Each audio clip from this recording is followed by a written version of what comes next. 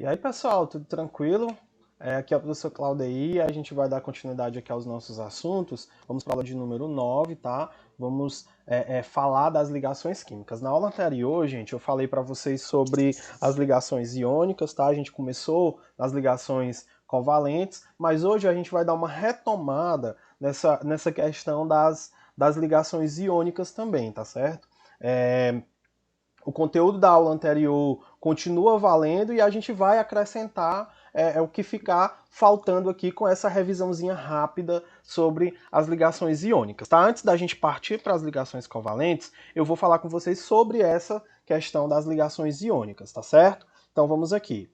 Primeiro, vamos pensar aqui em alguns materiais que a gente conhece, tá? Todos esses materiais aqui, na água, no granito, na fumaça, no álcool, carvão, mel e o álcool em gel, o álcool líquido e o álcool em gel, tá? Vamos aqui imaginar e pensar sobre alguns desses materiais que a gente conhece. Tá? Porque existe essa grande diferença nas propriedades entre materiais que conhecemos? Bom, gente, isso deve em grande parte às ligações existentes entre os átomos, que isso a gente vai chamar de ligações químicas. Dentre essas ligações, vamos ter três tipos. Vamos ter a ligação iônica, vamos ter a ligação covalente e a ligação metálica. Cada uma dessas ligações com suas características, com suas propriedades, tá certo? E com os tipos de elementos que estão ligados que estão ligados fazendo essa ligação acontecer, tá certo?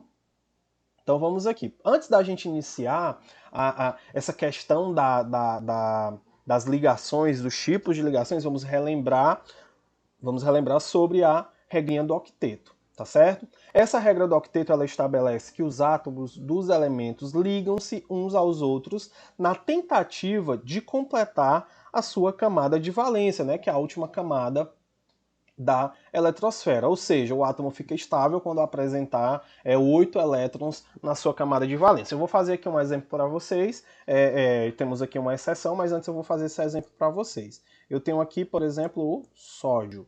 O sódio, gente, ele tem número atômico 11, tá? Então eu vou fazer a distribuição eletrônica aqui para a gente entender essa questão dos elétrons na camada de valência, tá? Então, seguindo o diagrama de Linus-Pauling, a ordem do diagrama de Linus-Pauling, a gente vai fazer essa distribuiçãozinha eletrônica aqui, tá? Então eu tenho 1s2,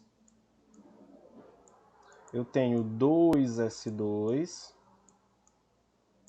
eu tenho 2p6, eu tenho 3s1. Pronto. Aqui, gente, vamos somar os elétrons aqui, que são esses números menores aqui, para a gente ver se dá 11 átomos ou 11 elétrons para esse meu elemento, tá? Então aqui a gente tem o sódio no estado fundamental, a gente não tem carga ainda, nem nada disso. Então aqui eu vou mudar de cor para a gente entender melhor. Vou pegar aqui o azul. Ó, aqui eu tenho 2 e 2, 4, e 6, 10, mais 1, 11. Pronto, encontramos os 11 elétrons desse meu elemento. A gente vai analisar o seguinte, vamos observar quem é o maior nível. Nível, gente, é esses números maiores que a gente tem aqui. Quando eu falo número maior mesmo, tá? O 1 aqui, o 2, esse 2 e esse 3. Quem é o maior nível? O maior nível vai ser esse aqui, 3, porque ele é o maior número que a gente tem aqui.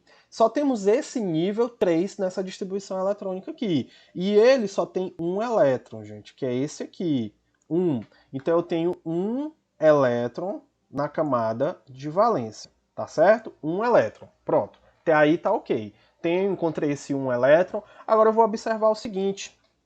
Se eu pegar aqui esse elétron e entregar ele para um outro elemento, doar esse elétron, essa camada aqui vai ficar, ó, por exemplo, vou colocar aqui a setinha para mim doar esse elétron, tá certo? Se eu doar, significa que eu vou retirar ele do meu átomo, tá certo? E vou entregar ele para um outro elemento, esse elétron para um outro elemento, tá certo? Então, vamos contar quantos elétrons ficou aqui. Então, aqui ficou 10 elétrons. Só que a gente vai observar de novo quem é a camada mais energética. Então, a gente vai pegar aqui o maior nível. O maior nível aqui eu tenho 2. Tenho esse 2 e tenho esse outro 2. Aqui, gente, eu tenho 2 elétrons e 6. 2 mais 6, eu vou ter 8.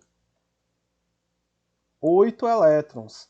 Se eu tenho 8 elétrons, significa que a minha camada está completa, que é a regrinha do octeto. Só explicando para vocês como é que funciona essa regrinha do octeto. O elemento ele pode doar elétrons para atingir o seu octeto e pode receber também elétrons para atingir o seu octeto. Só que a gente vai observar que o octeto ele só vai valer para o mesmo nível, tá? Então se eu tenho 2, o maior nível, então eu vou ter que pegar vários 2 para observar. Se o meu maior nível é 3, eu tenho que observar na distribuição eletrônica só quem tem 3 elétrons. Tá? Ou só quem tem o nível 3, os elétrons de todos os níveis 3. E por aí vai, tá certo? Se eu pegar, por exemplo, e fazer uma outra distribuição e encontrar um elemento que precise receber elétrons, tá certo? Isso aí vai de cada um dos elementos. E a exceção que a gente tem aqui, do gás nobre, hélio, que é estável e ele possui apenas 2 elétrons na sua camada de valência, tá certo? Claro que a gente tem aqui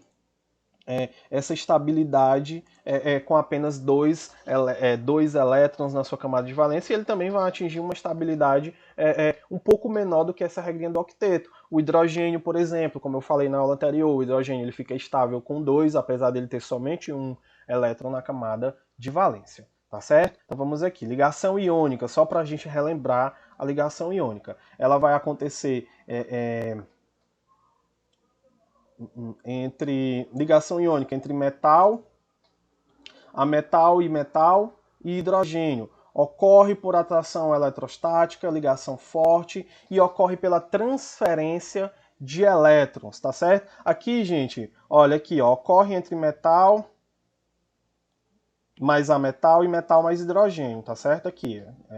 Ocorre entre metal mais ametal e metal mais hidrogênio. Ocorre por atração eletrostática, é uma ligação do tipo forte e ela ocorre pela transferência de elétrons. Aqui, gente, só para relembrar mesmo, coloquem no caderninho de vocês. Na ligação iônica vai ser doação e recebimento de elétrons. Eu vou transferir os elétrons de um átomo para outro átomo. Tá certo? A gente vai ter os cátions e os ânions. Quem é cátion e quem é ânion.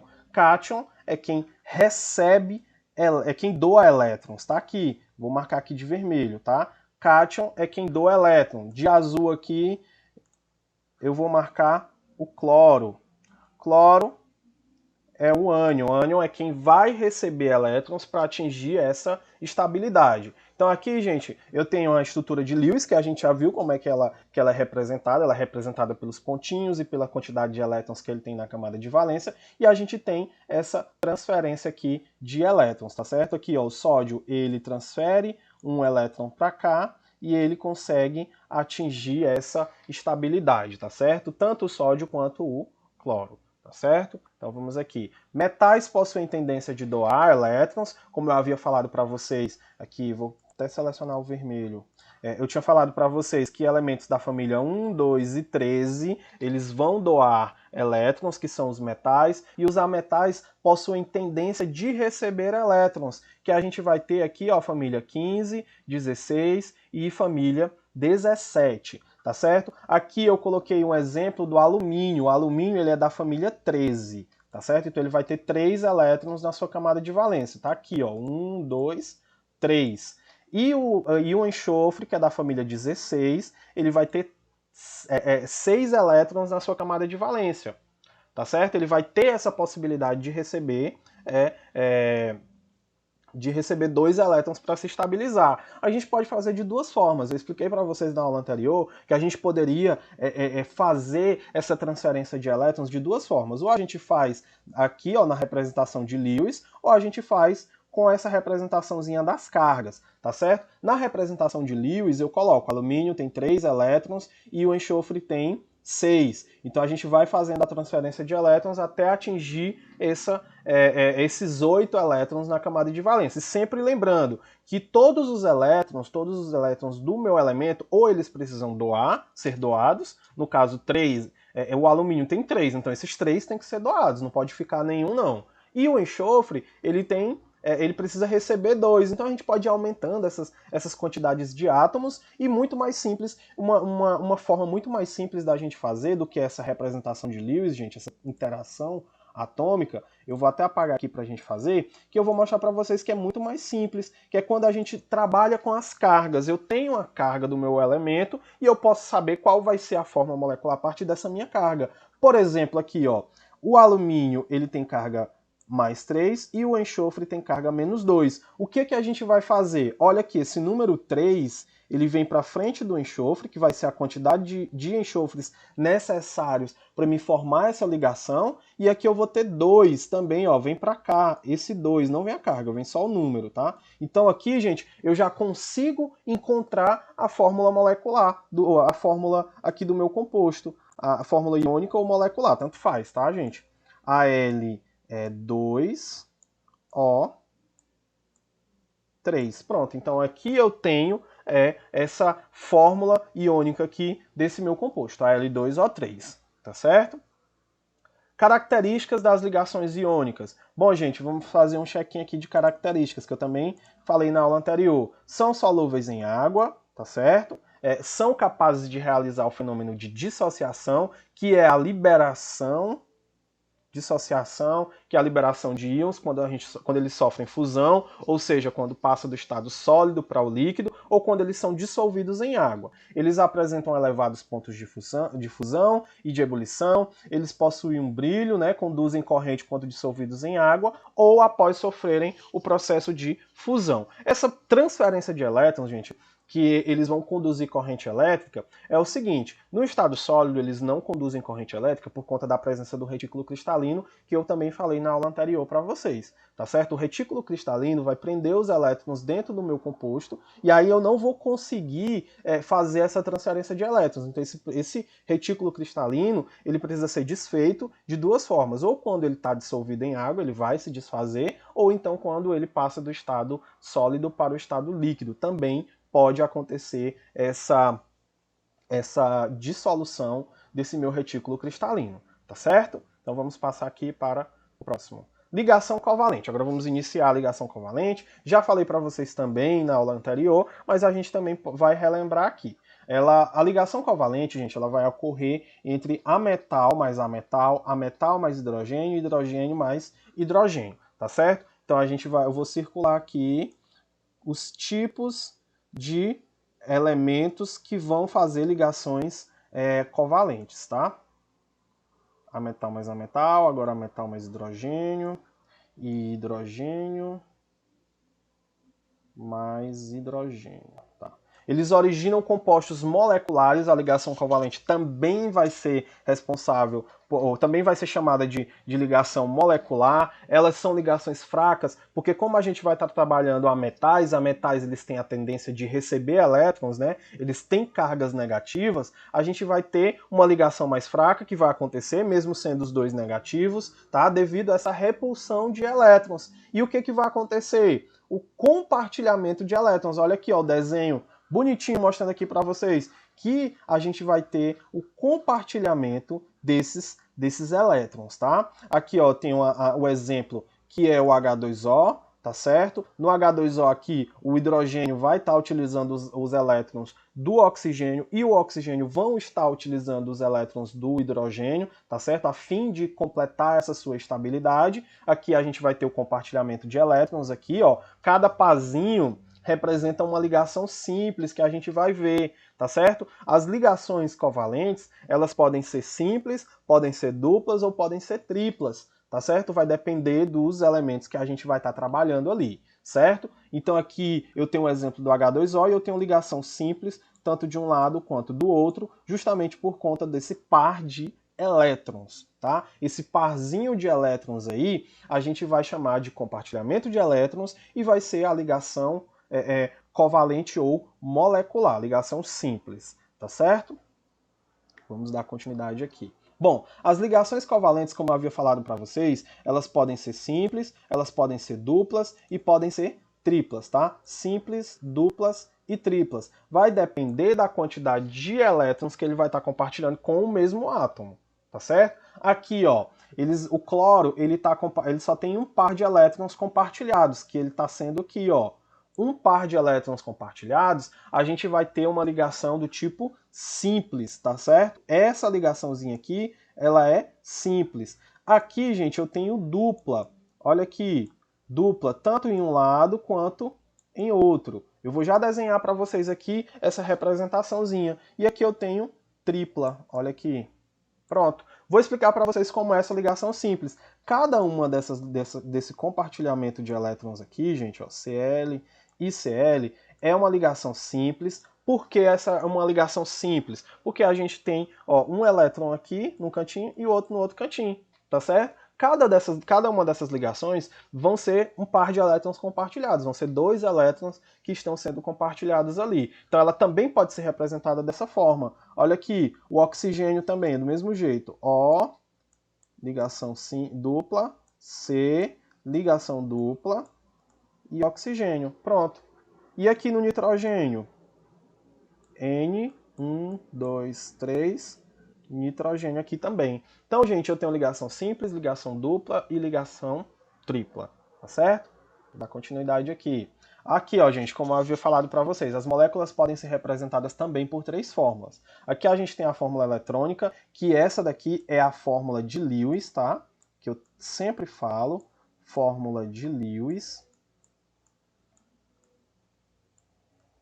Pronto. Essa daqui é a fórmula de Lewis, que é essa representada pelos pontinhos, tá? Esses pontinhos são a quantidade de elétrons que a gente vai encontrar na camada de valência. A gente tem a fórmula estrutural, que é essa daqui representada só pelos tracinhos, que a gente vai ter tanto a ligação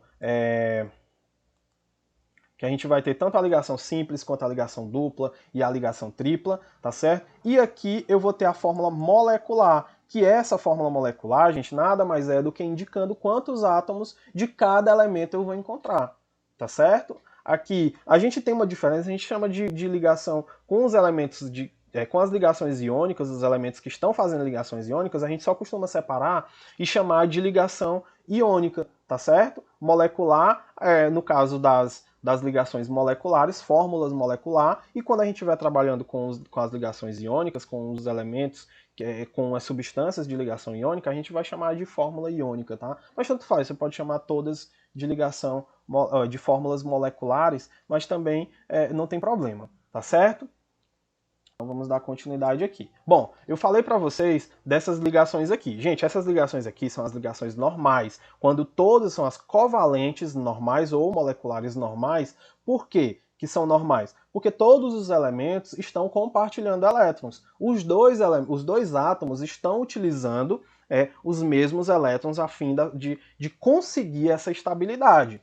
Tá certo? Mas nem sempre a gente vai conseguir encontrar, porque a gente vai ter fórmulas moleculares que nem sempre os átomos, todos os átomos vão estar compartilhando. Aí a gente teria um número muito exorbitante de elétrons sendo compartilhado e a regrinha do octeto não serviria para ali. Eu não poderia utilizar a regrinha do octeto. O meu elemento ele teria muito mais elétrons do que os 8 que são permitidos, tá certo? O elemento ele só consegue fazer 8. Claro que a gente tem as exceções. Mas a grande maioria, ele só consegue fazer até 8. Então, 8 elétrons ele não vai mais ter nenhum elétron mais que isso para conseguir essa estabilidade. Tá? E a gente vai chamar de ligação coordenada ou dativa. Hoje em dia só utilizamos esse nome aqui, coordenada, tá? Mas a gente pode encontrar questões com o nome dativa também, então você já vai saber. Nesse caso aqui, gente, olha, da ligação covalente coordenada, a normal todos compartilham, a coordenada nem todos vão utilizar os elétrons, tá certo? Alguns eles só entregam os elétrons, eles só compartilham. Mas eu tenho aqui, vamos supor, eu sempre faço essa analogia dos livros, tá? Por exemplo, eu tenho o livro 1 e o livro 2. E vocês têm o livro 1. Aí eu vou compartilhar com você o livro 2, que a gente não tem, ou que você não tem. A gente está ali utilizando o mesmo livro, certo? O livro 2. Eu e você estamos utilizando o livro 2. Ali seria uma ligação normal. Já na ligação coordenada, eu já tenho todos os livros e eu empresto para você, eu não quero saber do seu livro, tá certo? Então, é basicamente isso aí, essa analogia. A ligação coordenada, só um dos elementos vai compartilhar os elétrons e ele não quer saber dos elétrons do outro átomo. Por exemplo, aqui, ó, essa setinha, geralmente ele é representado pela seta ou por uma ligação simples, tá? Geralmente ou é pela seta ou é pela ligação simples. Aqui, ó, no caso, o enxofre, ele já tem 1, 2 aqui, ó, vou riscar, tá? 1, 2 elétrons, 3... Vou riscar de outra cor para não confundir. Vou apagar aqui e vou riscar de outra cor. Aqui já tem vermelho. Aqui, ó, pronto, ó. 1, 2, 3, 4, 5, 6, 7, 8. Esse aqui, gente, ó, esses dois aqui que a gente está observando, eles estão compartilhando, tá? O enxofre está usando os elétrons dele e os elétrons do oxigênio, e esse átomo de oxigênio aqui está utilizando os elétrons do enxofre e os dele ao mesmo tempo. Já esses outros dois átomos aqui, que eu vou circular para vocês, eles não estão compartilhando os seus elétrons.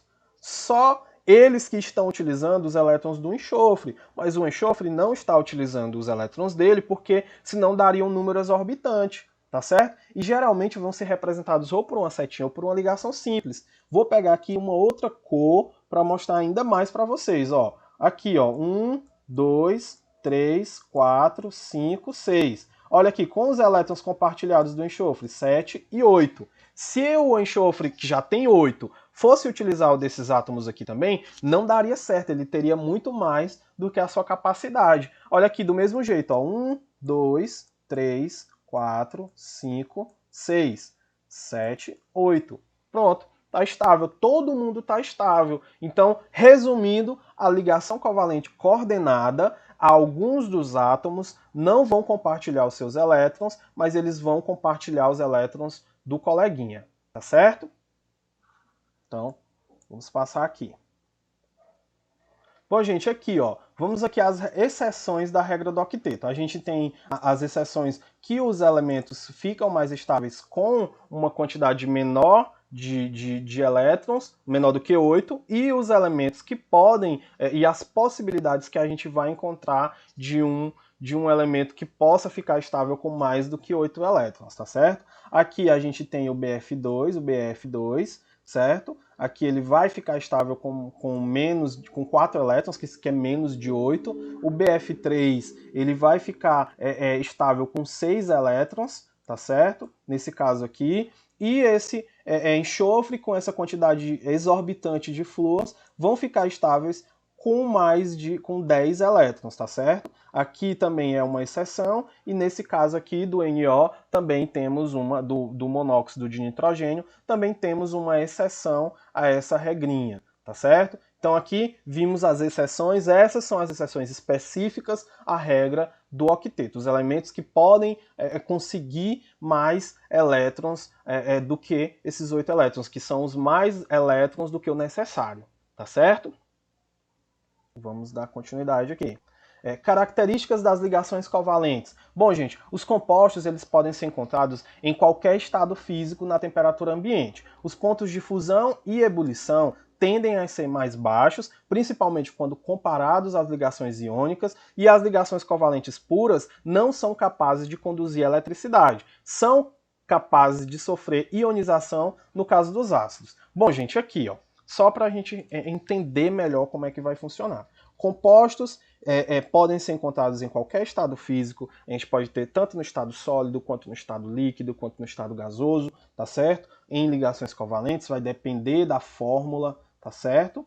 Os pontos de ebulição, eles tendem a ser mais baixos quando a gente vai comparar com os das ligações iônicas. Por exemplo, os sais, eles têm uma quantidade exorbitante de temperatura de ebulição. Eles estão no estado sólido, a gente não vai conseguir derreter um sal facilmente, tá certo? Se a gente for comparar, tipo, 300 graus Celsius seriam necessários para derreter um sal, um exemplo, tá? Um sal qualquer. Já nas ligações covalentes, se a gente for comparar, a temperatura de ebulição ela é muito mais baixa que isso, às vezes 100, às vezes 150, né? Então, se a gente for comparar com as ligações iônicas, os pontos de fusão e de ebulição, eles são bem abaixo, tá certo? Ligações covalentes puras não são capazes de conduzir eletricidade, eles não vão conduzir eletricidade porque a gente tem somente elementos negativos. Tirando o hidrogênio, o hidrogênio que é positivo, que também não vai fazer diferença, porque o átomo dele só tem um elétron, ele não vai fazer tanta diferença assim nessa condução de eletricidade. Então, as ligações covalentes puras não são capazes de conduzir corrente elétrica. Só a gente tem, claro que a gente sempre tem exceções a essas regras, tá certo? Por exemplo, quando eu misturo com alguma outra substância, que pode ser iônica, ou no caso dos ácidos, que são os únicos elementos, as únicas substâncias covalentes que conduzem corrente elétrica. Por quê? Porque a gente tem essa liberação do íon H+, tá certo? Mas não é uma questão que vai conduzir muita corrente elétrica a ponto de eu não conseguir, ligar uma luz. Não, gente. Essa condução de corrente elétrica, ela vai ser fraca. Ela vai ligar uma luz? Vai, mas ela é bem fraquinha comparado com a ligação covalente, a mesma coisa das temperaturas de ebulição. Então a gente sempre deve ficar atento que no caso das ligações covalentes, essa condução de corrente elétrica só vai acontecer se for um ácido, tá certo? Mas no geral, a gente pode dizer, não conduz corrente elétrica, tá certo? Se eu perguntar no geral, a gente diz, não conduz corrente elétrica, essa substância aqui não vai conduzir corrente elétrica. Vamos aqui, próximo. Ligação metálica. A ligação metálica, gente, vai acontecer entre metal mais ametal. Os átomos envolvidos perdem elétrons na sua camada mais externa, que se deslocam mais livremente. Formam um mar de elétrons e originam as ligas metálicas. Bom, gente, eu vou explicar aqui uma coisa para vocês. Na ligação metálica, tudo que vai justificar a ligação metálica vai ser um mar de elétrons. Por que eu consigo conduzir corrente elétrica na ligação metálica? Mar de elétrons. Por que vai formar a liga metálica? Mar de elétrons. Porque os átomos perdem elétrons na sua camada mais externa que se deslocam mais livremente? Mar de elétrons. A explicação é o mar de elétrons, tá certo? Então, no caso aqui do mar de elétrons, que é isso aqui, tá? Todo esse desenho aqui, que a gente vai chamar ele de mar de elétrons, ele vai ter elétrons livres, que é esses aqui. Esses elétrons livres vão ser responsáveis por essa como é que eu posso dizer? Por essa transferência de elétrons. Por isso que a gente vai conduzir corrente elétrica muito mais facilmente nessas substâncias do que em outras, tá certo? Aqui, características dessas ligações metálicas. Olha aqui, é o que cai mais, é a parte que cai mais. Professor, como é que eu vou saber que acontece uma ligação metálica? Metal mais a metal. Professor, se eu fizer a distribuição eletrônica, como é que eu sei? Se você fizer a distribuição eletrônica e eu tiver dois metais ali se ligando, pronto, é uma ligação metálica. Tá certo? Aqui, ó, características. Boa condutibilidade elétrica e térmica, eles conduzem muito bem, muito facilmente calor e eletricidade. Eles são maleáveis, tá certo, gente? Eles são maleáveis, flexíveis, pode ser redutível a lâminas finas. A gente pode manipular os metais de forma, eu digo fácil, porque hoje em dia a gente tem a presença de vários metais em diversas formas aqui no nosso meio, tá certo? Mas a gente precisa de uma temperatura muito grande para essa questão aí, da gente derreter o metal e conseguir facilmente modelar ele, tá? Mas a gente, se for comparado com os sais, por exemplo, ductibilidade, grau de deformação de um material suporta até o momento de sua fratura. Essa questão da ductibilidade também, gente, é também a capacidade dessa minha liga metálica produzir um fio. Tá certo? A gente a gente faz um fio desse metal e aí essa questão a gente vai chamar de ductibilidade, que é só essa característica aí da gente conseguir transformar essa minha liga metálica em um fio. Eles também possuem altos pontos de fusão e de ebulição, tá certo? Boa resistência à tração e uma característica que vai ser o brilho metálico, tá certo? Esses meus metais vão ter brilhos metálicos, tá? Vão ser essas características. Então, resumindo, ligação iônica, a gente tem a transferência, a doação desses elétrons, tá? Doação e recebimento de elétrons. Na ligação covalente, a gente tem o compartilhamento desses elétrons. E na ligação metálica, a gente tem a formação das ligas metálicas, tá certo? O mar de elétrons responsável por a condução de eletricidade e a condução térmica, certo, gente? Então, encerramos aí as minhas ligações químicas, tá certo? Com esses 3 tipos de ligações químicas. Gente, qualquer dúvida, só entrar em contato. Na próxima aula a gente vai resolver questões dessas ligações, certo? Um grande abraço e até a próxima, gente.